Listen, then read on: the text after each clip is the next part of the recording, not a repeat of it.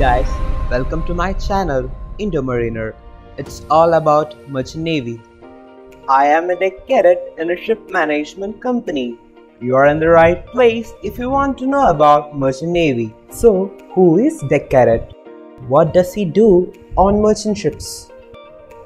In merchant ships, professionals are divided into three departments, mainly deck, engine and saloon. I belong to deck department. I'll share you the detailed information on different ranks and all in my upcoming videos. Be absolutely sure to hit that red subscribe button and the bell icon next to it so you are the first to know when I upload a new video. Many friends are searching for a promising career after their studies. Many of us are not selecting job-oriented courses. So if you are for a career that can be a turning point in your life, then merchant navy can be the best option for you. Since many of us don't know about this job opportunity, some guys are exploiting the lack of knowledge about merchant navy and innocent chaps are getting trapped. I can provide you the right information on how to join merchant navy. Here, there is opportunities as vast as ocean. But it's not like that anyone can easily join this career. Since you're going to be international, the language of English will help you in achieving the profession. I completed my studies in a normal English medium school. If I could do it, you can achieve it. Unlike any other field, merchant navy offers jobs that not only require special knowledge and training but also require a great amount of mental and physical strength. In my upcoming videos, I will explain what is merchant navy, different careers in merchant navy, different ranks, lifestyle, types of ships merchant navy professionals works on, the requirements for joining, different courses to join our field, fee structures, how much salary does one earn in merchant navy, how to join as rating in merchant navy, what are the duties of a deck officer, marine engineer, and the duties of different position in ships rating or crew members, how many people are there on a merchant navy ship, different information for those who want to join merchant navy and build a very good lifestyle. Stay tuned for more videos. In this video, I'll show you some of the top container fleets around the globe.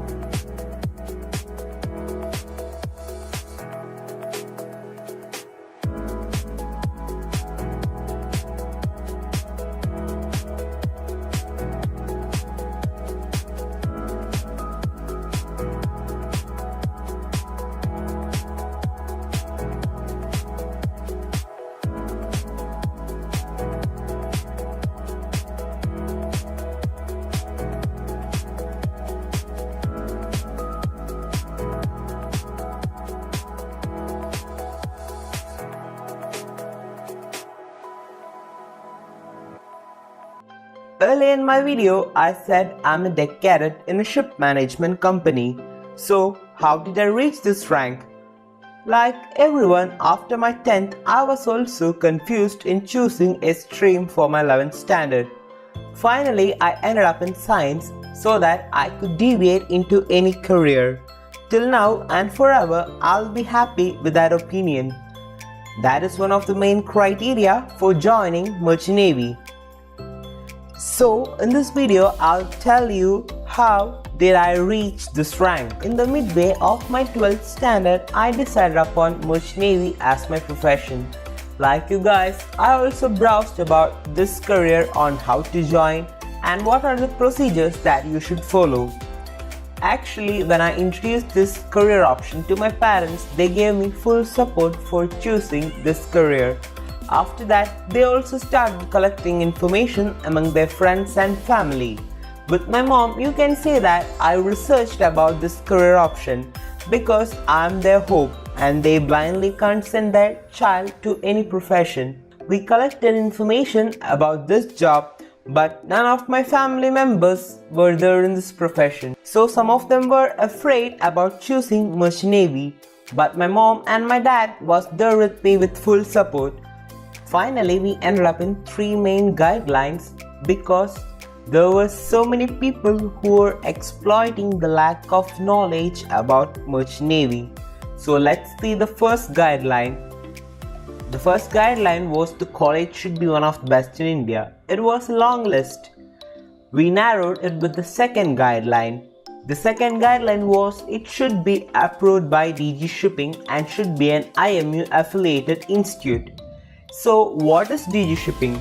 DG Shipping is the Directorate General of Shipping, an attached office of the Ministry of Shipping under the Government of India, and deals with the matters concerning maritime administration, maritime education and training, development of shipping industry and other related subjects. I have put the link for the training institute approved by the DG Shipping in the description. Please take a note of it. The next thing I said was IMU. So what is IMU? IMU is Indian Maritime University, which conducts the board exam. IMU is a central university in India which deals with a wide range of topics related to sea, ranging from oceanography to maritime law and history, and also includes practical topics such as search and rescue at sea and the transportation of dangerous goods. I have put the list of IMU affiliated institutes in the description box. Please make a note of that too. With this, you will have a clear picture of the training institute that you should consider. So you can choose the best among that. And finally, the third guideline. I told you all that this is job-oriented course. So the third guideline was, of course, the job. After your studies, the next main thing is the job, right? That is the main advantage of this career. So who will provide you the job? I filtered and kept on going until I selected Anglo-Eastern Maritime Academy. But it's my selection. In maritime terms, I need to get the sponsorship of this company. The ship management company runs the college. So it was an advantage for me. I don't have to go out in searching for a sponsor. But to get into one of the best ship management company in the world, I had to raise my standards. I researched about Anglo and found that they have very good placement records. They manage more than 600 ships. If I could get an admission in Anglo, it will be my turning point. So I found that they have an entrance exam. The syllabus was there in their site. The syllabus consisted of the following: English, Maths, Physics, Chemistry, General Knowledge, Aptitude with different reasoning. I downloaded and referred and refreshed the topics. It was a +2 level exam and I was confident that I can get a good result in that. The exam was at an internet center in Cochin. I went it with my mom and I was very happy that I could get a good result. The next stage was the interview for getting the admission. But did I told you about the course that you should join? Hi guys, in this video I'll share you some information about bulk carriers. Yes, about bulk carriers. We can classify bulk carriers on many ways, but I prefer it on the basis of size. So, what are bulk carriers? Bulk carriers or bulkers are ships designed primarily for the transportation of solid bulk cargoes. Such cargoes are generally uniform in composition and are loaded directly into the cargo space without any intermediate form of containment. The idea of bulk carrier is to transport important food grains, ores and minerals. We have bulk carriers which are having length more than the Eiffel Tower in Paris with the height. If you want to check out that giant who is more than the Eiffel Tower in Paris, see the video till the end. So let's get into the matter. First I'll introduce the mini bulk carriers. They have dead weight less than 10,000 tons.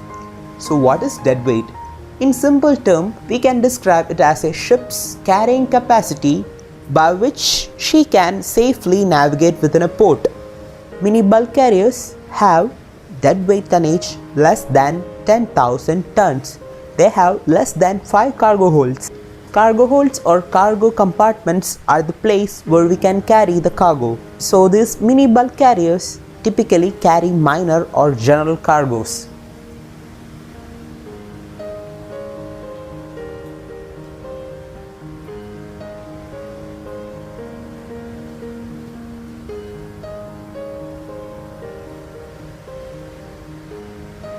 The next is the small bulk carrier.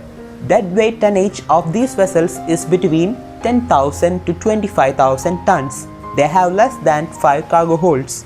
They carry minor bulk or steel products in general.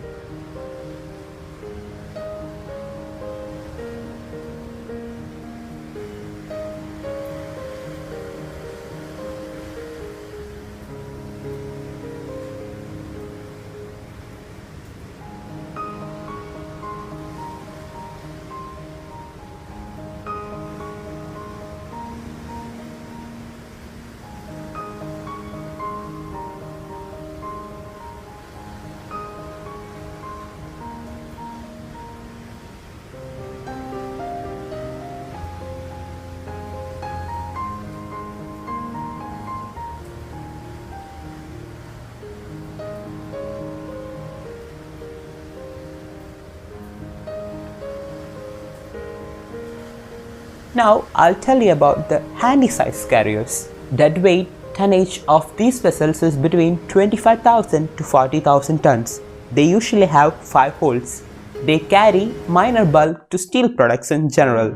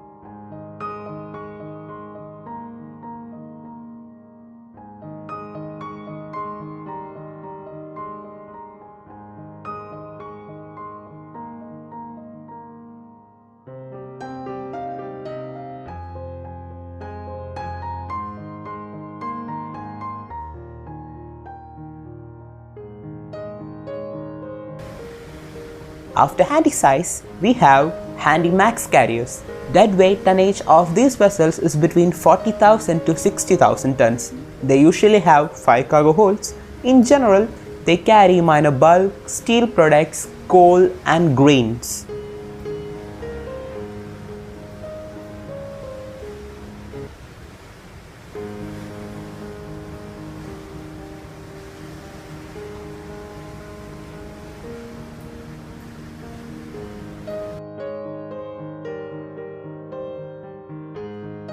Next, I'll tell you about the Paramax Carriers. Dead weight of these vessels is between 60,000 to 1 lakh tons. It usually have 7 cargo holds. They generally carry bauxite, coal, grain, ore, phosphate. These vessels have a maximum breadth of 32.2 meters. This size of bulkers was introduced to pass through the Panama Canal. The Panama Canal is an artificial 82 km long waterway in Panama that connects the Atlantic Ocean with the Pacific Ocean.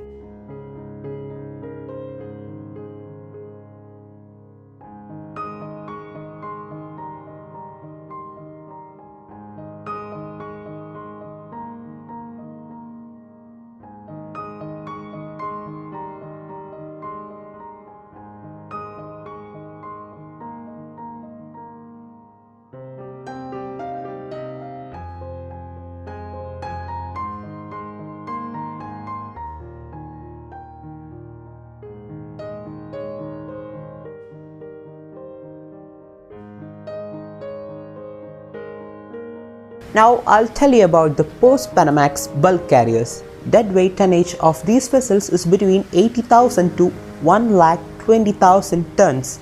They usually have 9 cargo holds. These vessels have more breadth than the Panamax and were designed for the bulkers to transit through the new locks of Panama Canal.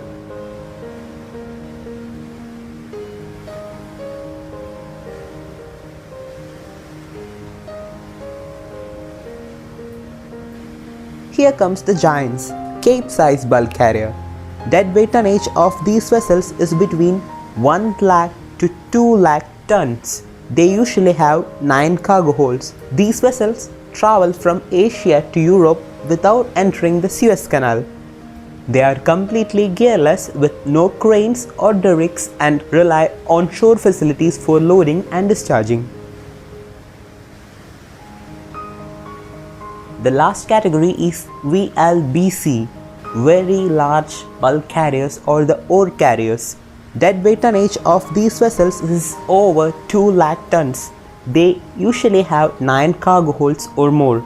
They are completely gearless with no cranes and derricks and rely on shore facilities for loading and discharging.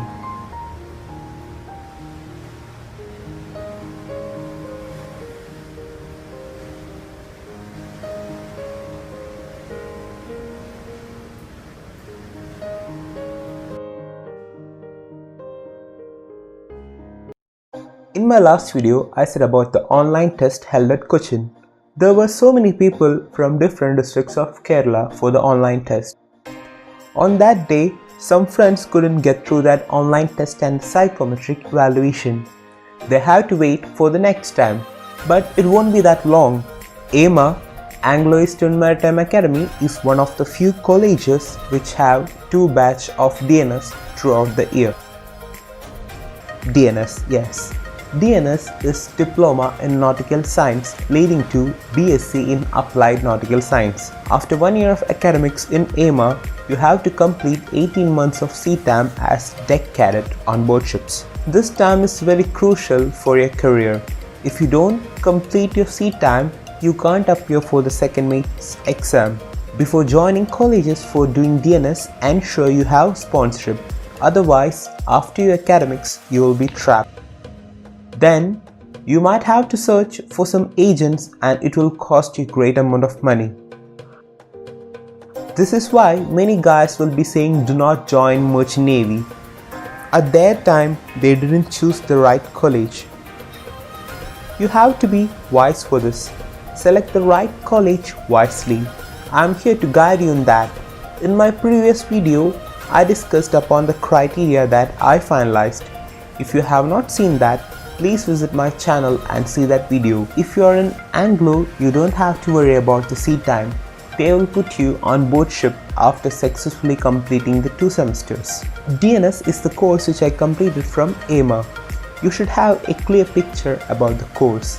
1 year you will be in AEMA, which consists of 2 semesters of 6 months duration each. You have IMU board exam at the end of each semester. Further, their next 3 semesters, that is semester 3, 4, 5 of 18 months on board ships. For semester 6, cadets have to appear for second mate's foreign going exam conducted by Mercantile Marine Department (MMD). After passing second mates examination and IMU semester examinations, IMU issues you the degree certificate of BSc in Applied Nautical Science. So, finalizing the qualification required for DNS. If you're after 12th standard, senior school certificate or class 2 or 10+2 from a recognized board or university with physics, chemistry and mathematics with not less than 65% marks in PCM. If you are a graduate, BSc in Physics, Maths, Chemistry or Electronics with Physics as individual subject in one of the year with an average of not less than 60% marks in the final year from a recognized university, provided you must have passed 10+2 examination with Physics, Chemistry and Mathematics from a recognized board, or BTech degree with average of not less than 60% in the final year. You should have obtained not less than 60% marks in English, either 10th or 12th or in degree course. Age limit. Minimum age should be 17 years. And maximum is 25 years on the date of commencement of the course. Usually commences either on 1st February or 1st August. Physical and medical standards. You should be physically fit and should meet the medical requirements as specified in DG shipping guidelines. I have provided the link in the description box. The opportunity to travel around the world and the adventure on the high seas, besides the possibility of high remuneration, attracts many youngsters to make a career in Merchant Navy. When I searched for the advantages of Merchant Navy, I found a lot of them. But with my 13 months of experience on board, many advantages that I saw was extrapolated. So I decided to share the true advantages of Merchant Navy. Number 1 is high salary package. There are very few line of work around the world that pay the kind of salary to entry-level officers as the Merchant Navy does. This is true. After your academics, in your training period only, you will get a good stipend starting from 400 USD and more. But after clearing the exams, that is, after your training period, you will be paid high salaries. As an entry-level officer, comparatively, it's huge. The salaries have set pattern across the globe. It differs among companies and more importantly, it increases with rank. I'll make a video on the detailed information upon the rank and salary later on. Number 2. Tax benefits. Paying taxes is a responsibility that everyone is aware of. However, people involved in merchant marine are exempted from paying taxes if they meet the requirements necessary for exemption purpose. That is, they have to maintain NRI status. In India, if you want to maintain NRI status, you have to spend more than 182 days abroad in a financial year. Number 3. Shore leave. People involved in merchant marine gets to experience exotic destinations across the whole world, depending on their route and how much time they spend on port. It totally depends on the type of cargo operation. Like container ships, they get very few time on port. That also varies from hours to days. It's based on terminal and port. But in some bulk carriers, depending on their cargo they carry, they can get more days in port and the weather influence. Like if you are discharging or loading grains, if it's raining or snowing, they have to stop the cargo operation. Like this, the port stay can get delayed. At the same time, for the containers, snowing in Canada and Russia won't affect the cargo operations. Based on the charter, the vessel might be in a different country every now and then, leaving the seafarer with a long list of country he or she covers. Number 4. Diverse culture. A professional involved in a merchant marine career gets to meet and mingle with people of different cultures and nationalities. This helps the individual to understand and function better as a team player and learn the different cultures and traditions at the same time. This automatically increases the adaptability and brings about more awareness about what goes and what doesn't in a different country. A Merchant Navy officer can easily fit in with people around the world without much effort, owing to their regular exchange with foreign nationals. Even if a ship employs a single nationality crew, working with port officials from different countries also adds a great deal of awareness among the seafarers about cultures and customs. In my personal experience, I had Filipino crew as ratings and Indian officers in my first ship. The Filipino crew were very friendly and they were very helpful. In the second ship, majority of the crew were Indians, but I had Sri Lankan chief officer in the first half of my contract and a Scottish chief officer in the second half. Number 5. Enhances professionalism. Working in the Merchant Navy enables individuals to function better as a unit or team. Merchant Marines are required to possess good communication skill and extreme resourcefulness, along with following and maintaining high discipline. A person not only evolves professionally but also personally while working in Merchant Navy. This degree of professionalism comes with a great deal of responsibility towards the vessel and the crew. Years of rigorous training in the field might make certain tasks look like a cakewalk. However, to achieve that level of expertise was the outcome of a lot of diligent work over the years. So, hope you gain true advantages of Merchant Navy. Stay tuned for the next video.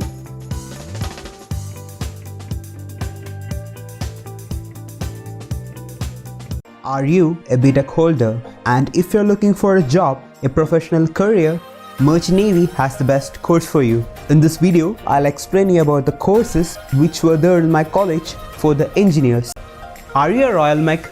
GME can be a wise option for you. GME, Graduate in Marine Engineering, a course conducted under approval from Directorate General of Shipping. In this program, cadet will undergo 8 months training at the AEMA campus. That is, 2 semesters of 4 months duration each. Next phase of the training is of 4 months and will be conducted on board ships. After successful completion of about training, candidate will have to come back to AEMA for a clearance test. Once they clear this test, they can be promoted as junior engineer and need to do another 6 months of training on board to become eligible to appear for the Class 4 Engineers examination conducted by MMD, which is the first competency level examination to become a certified marine engineer. What are the qualifications required for this course? BE or BTech in Mechanical Engineering or Naval Architecture with minimum 60% marks in final year from IIT or from a college recognized by AICTE or UGC. BTech in Mechanical and Automation degree from UGC or AICTE recognized colleges are also eligible to apply. The English standards that you require should have obtained not less than 50% marks in English as a separate subject at either 10th or 12th standard or in degree course conducted by a recognized board or university. What is the age limit? Maximum age should not exceed 28 years on the date of commencement of the course. Physical and medical standards. Physically fit and should meet the medical requirements as specified by DG Shipping Guidelines. Eyesight 6/12 in each eye without visual aids and no color blindness. If you don't have mechanical engineering, you still can come on board, but your rank will change. Be ready to be a Battisab on board ships. Battisab is Electro Technical Officer. ETO course is conducted under approval from DG Shipping. In this program, selected cadets will undergo 4 months training at AEMA campus. Next phase of training of 8 months duration is conducted on board ships. After successful completion of about training and clearing the exam at MMD, the candidates can become Electro Technical Officers. This course is for the following engineering degrees: BTech in Electrical Engineering, Electrical and Electronics Engineering, Electronics Engineering, Electronics and Telecommunication or Communication Engineering, Electronics and Instrumentation Engineering, with 60% marks in final year from IIT or from a college recognized by AICTE or UGC. English standards remains as same as for the GME. Should have obtained not less than 50% marks in English as a separate subject at either 10th or 12th standard or in degree course conducted by a recognized board or university. What is your age limit? Maximum age should not exceed 28 years on the date of commencement of the course. Then, physical and medical standards. You should be physically fit and should meet the medical requirements as specified by DG shipping guidelines. Eyesight 6/12 in each eye without visual aids and no color blindness. The opportunity to travel around the world and the adventure on the high seas, besides the possibility of high remuneration, attracts many youngsters to make a career in Merchant Navy. When I searched for the advantages of Merchant Navy, I found a lot of them. But with my 13 months of experience on board, many advantages that I saw was extrapolated. So I decided to share the true advantages of Merchant Navy. Number 6. Extensive exposure. Merchant Navy career offer a lot of exposure to unexpected events, situations, and emergencies. By facing such unmitigated events, professionals gain a widespread knowledge about dealing and facing such problems.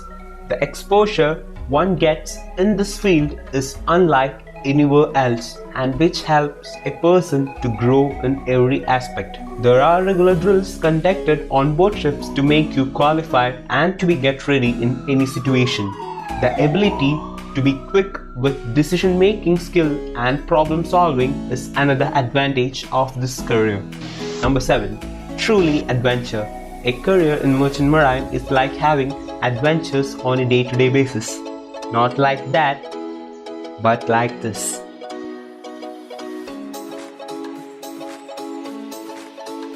Like other routine jobs, involve people having to spend 9 hours in an office.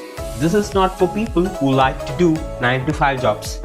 Being at the mercy of ocean naturally demands a considerable level of commitment from one's part. It's not all sunshine at sea. Adventure can also mean that one has to be sharp at all times, ready to face the risks of sea as well as the ship and her crew.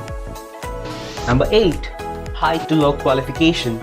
There are careers in Merchant Navy that require high qualification, from astronomy to engineering to celestial navigation and maritime law.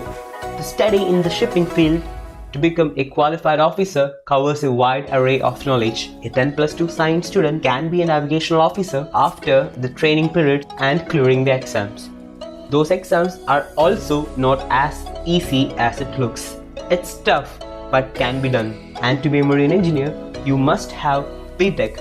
I think it's not that easy to get BTech. But for becoming rating on board ships, you require only 10th standard education.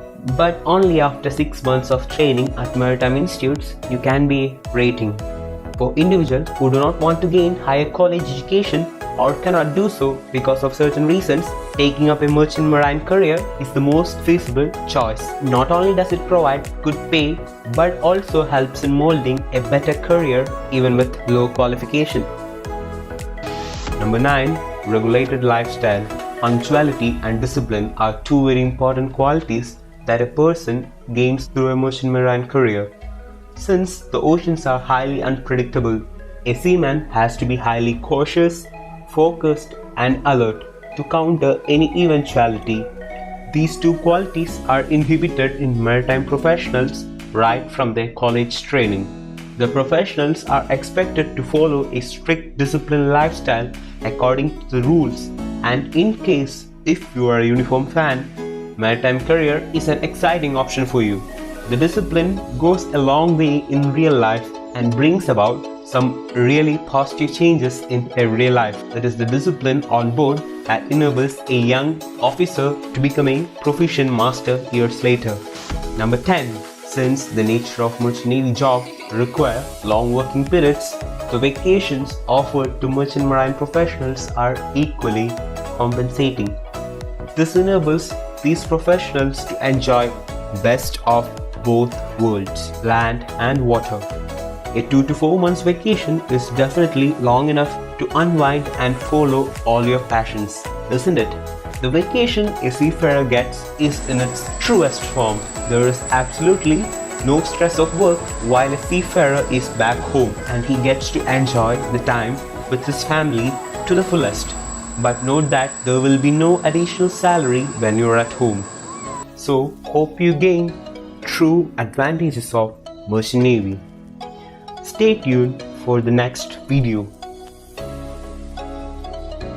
Told you all about the course. Now about the interview. How you have to prepare for the interview. Preparations was only based on my personal experience.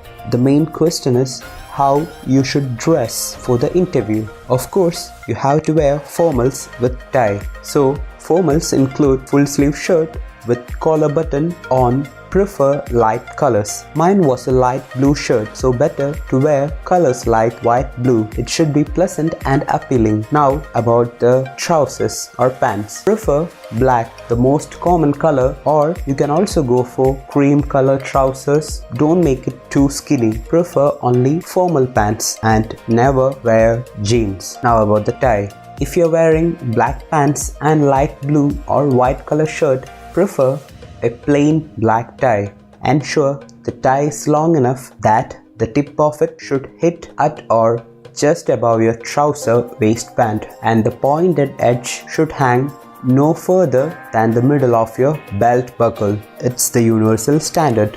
Follow this. When you're choosing the belt, ensure it matches with the formal shoes that you wear. It will be more better if you could have the strap of your watch matching. Just go for black. Now about the face. Best to be clean shaved. Dress your hair well.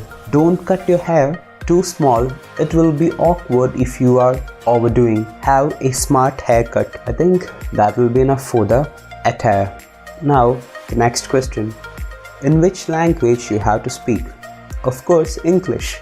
Ensure you speak English well. Be prepared and improve your communication skills before the interview. Now, questions you can expect. You have to brush up your physics, chemistry laws and principles like buoyancy principle, gas laws, Newton's 3 laws of motion, Max equations, and some questions like how does a ship float. Have a clear picture on what you say. Don't be vague. You can have some basic questions like why do you choose Merchant Navy as your career? Majority of the guys will say adventurous life. I'm not generalizing, but for majority it's not true. High salary and a secure job, very responsible job in a young age. There are guys who don't prefer 9 to 5 jobs. These are few reasons that I think which drags people into this career. Some guys will even say they don't want to study much. But you have a lot to study if you want to be an officer, later on a captain of a ship or a chief engineer. Mainly, to be an officer, you have to update every now and then. Don't ever think you don't have to study anything. Majority of what you study is what you apply. Practical stuffs. There will be cases like some guys who are very passionate about sea. Guys who really want to know the sea. But they are very less. Then some questions like who influenced you to join this career? How do you know about this career? These are all personal questions. It varies upon person to person. Like for me, I knew about Anglo after searching on internet. Be honest, that will help you a lot. If you don't know the answer, say I don't know and I'll find it out. Never bluff upon any answers that you have. As per my experience, they value your honesty. Have a ready-made answer upon describe your family and all. Research about this career, various organization, about the company and all. Next, how you should behave in interview. Always be pleasant. Don't feel stressed. Be relaxed. Give a firm and confident answer. Put a smile on your face and never forget to reach on time. Be punctual for the interview. search on social medias on how to face the interview, build a confidence in you. All the best guys for the interview. In my last video, I gave you the tips that I researched and found. It will be useful for any job interview, not only in Merchant Navy, but also in any other fields. So, if you have not seen that video, please click on the notification icon to see that video. I followed those tips in the interview for the sponsorship after the online test. Now, in this video, I'll share you my interview experience. Interview was at Mumbai. I have never been there. My mom has a friend in Mumbai, Madhu uncle. He runs an e-branding company in Mumbai. He was there in the airport for receiving me. I stayed in his home with his family. He is the one who gave me full support because he knew that it was my first time without my family. He was my guardian and I felt he was my family. I was a little tensed. It's gonna be my first official interview in my life. But keep in mind, you have to be a little tensed, so you will take it seriously. First day was the interview. Took time in the traffic to reach from Meera Road to Andheri West in the busiest Mumbai traffic. There were so many guys in the launch. One ma'am came and gave some forms to fill. I filled and gave it back to her. After some time, she called me for the interview. I went inside. I only remember a few questions. But as I remember, interview questions was more about why did you choose Merchant Navy as your profession? What all attracted you to this career? And why did I choose Anglo and why this course and all? They also asked to describe my family. He asked some more questions and I hope I answered it correctly. Afterwards, I submitted the certificates that I gained in different activities, like I was there in the Boy Scout and those Science Fest that I went. He told me that I cleared the first phase. I was very happy. They asked me to wait for the second interview with the captain. Second phase was after lunch. He was very cool and asked some science-based questions to see my intellectual level and to know how good I was in science. And he also asked some more questions. I hope I gave the answers correctly. And whichever questions I didn't know, I said I don't know. Always keep in mind, be honest. Never bluff in the interview. After that session, I waited outside in the launch. Finally, a ma'am came and told me that go for the medicals tomorrow. That means I'm selected and I was very happy upon hearing this. I informed Madhu uncle about this. He was waiting in the reception. He spent his whole day for me in his busy work schedule. I'm always thankful to him and his family. I called my mom and said I got selected. She was very happy. Later on, my dad called me. He was also very happy. My whole family was very happy. Next step was the medical test. On the next day, you should be physically fit and should meet the medical requirements as specified in DG shipping guidelines. In my upcoming video, I'll explain you how the medical test is conducted. Friends, what all they check in your body? In this video, I'll explain you the medical test conducted after the sponsorship interview. Ensure the following is fine for you. Be absolutely sure to hit that red subscribe button and the bell icon next to it. Structure. There should be no evidence of weak structure by way of imperfect development of muscles or serious defect. Weight below 42 kg and height below 150 cm will be rejected. The chest should be well developed with a minimum range of expansion of 5 cm. For female applicants, weight below 39 kg and height below 145 cm will be rejected. Weight to be proportionate to height and age. Skeletal system. There should be no disease or impairment of functions of bones or joints, contracture or of deformity of chest or any joint, abnormal curvature of spine, deformity of feet like bow legs, knock knees, flat feet, deformity of upper limbs, deformity of the head, deformity from fractures or depression of the skull, deformity or uneven bending of the spinal column, fractures healed with a pin inside will be a disqualification. Ear, nose and throat. There should be no impaired hearing, discharge or disease in either ear, unhealed perforation of the tympanic membrane or signs of acute or chronic suppurative otitis media or evidence of radical mastoid operation, evidence of disease of the bones and cartilage of the nose, nasal polypus or disease of nasopharynx or accessory sinuses, loss or decay of teeth to such an extent as to interfere with efficient chewing, no disease of the throat, palate, tonsils or gums or any disease or injury affecting the normal function of either temporomandibular joint.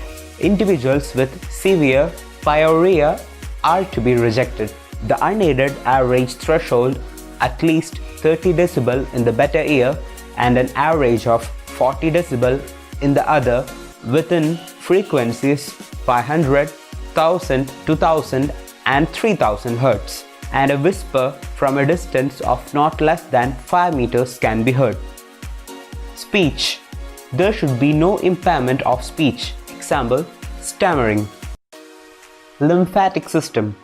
There should be no enlarged glands, tubercular or due to other disease in the neck or other parts of the body. Thyroid gland should be normal. Cardiovascular system. There should be no sign of functional or valvular or other disease of the heart and blood vessels. An electrocardiogram should be within normal limits. Systolic blood pressure should not exceed 150 mm nor diastolic above 90 mm.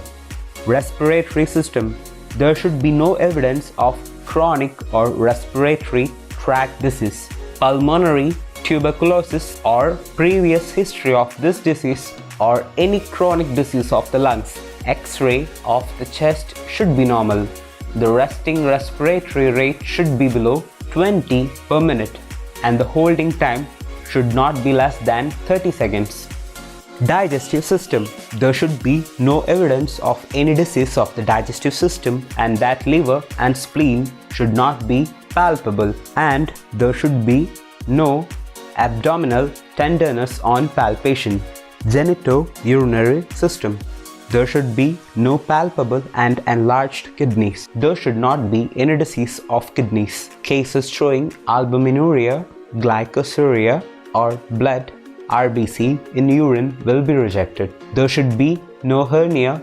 Those who have been operated for hernia may be declared fit provided A.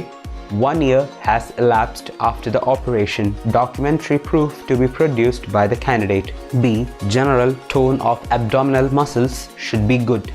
C.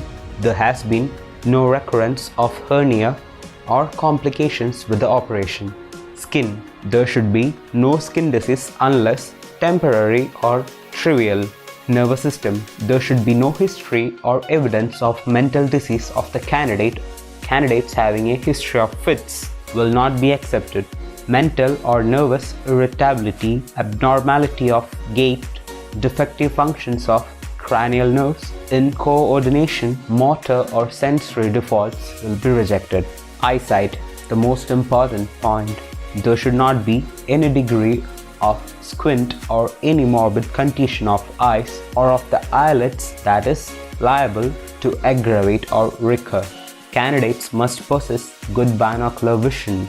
Movement of the eyeballs must be full in all directions and the pupils should react normally to light. Defective color vision tested by Ishihara color blindness test is a disqualification. Oral health, the acceptance or rejection on account of loss or decay of teeth depends upon the relative position of the sound teeth. A sufficient number of teeth must be present for efficient chewing. musculoskeletal system. There should be no defect of the musculoskeletal system that could interfere with the discharge of their duties. Means muscular power, balance, mobility and coordination should be unimpaired. Limb prosthesis would not be acceptable. Mandatory clinical test. Other than physical observation, various number of clinical tests are carried out to make sure that all the standards are met. Number 1. Complete blood count. Number 2. Routine urine. 3. Blood sugar. 4. Audiometry. 5. Vision test. Includes distant, near and color. X-ray of chest and electrocardiogram. Friends, you can get easily cleared for the medicals if you're all fine in these. All the best for your medical test. Hope you gained more information. Hi guys, today we will discuss why such medical test is conducted for joining Merchant Navy. Let's see the video. This video is based on ILO IMO guidelines on the medical examination of seafarers. Be absolutely sure to hit that red subscribe button and the notification bell next to it. Prevention is always better than cure. Before joining this career, if we could understand our limitations or any deformity in our body, it will be helpful in saving our lives. If you're working on board in the vast ocean and if something happens to you, there are some limitations in what we can do. On board cargo ships, we have hospital, but there is very less chance that a person who have MBBS degree on board ships. I'm talking about the cargo ships that I sailed on. But don't worry, we have a designated medical officer on board ships. That is the master of our ship, and a second officer who is certified with Medicare. And all officers are required to do advanced medical first aid course, and whole crew will be having elementary first aid as one of the basic training included in STCW training. But if we have a sound mind and a sound body, it will be best for us. So I'll explain you the physical capability requirements. The physical capability requirements for work at sea vary widely and have to take account of both routine and emergency duties. The functions that may require assessment include strength, stamina, flexibility, balance and coordination, size, compatible with entry into confined areas, exercise capacity, heart and respiratory reserve, fitness for specific tasks like wearing breathing apparatus.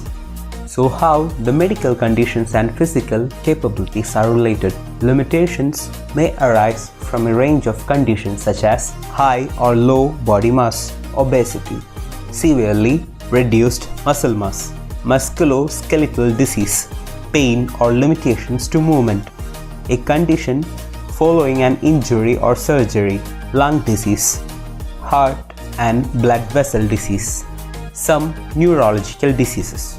So how the physical capability are assessed? Physical capability assessment.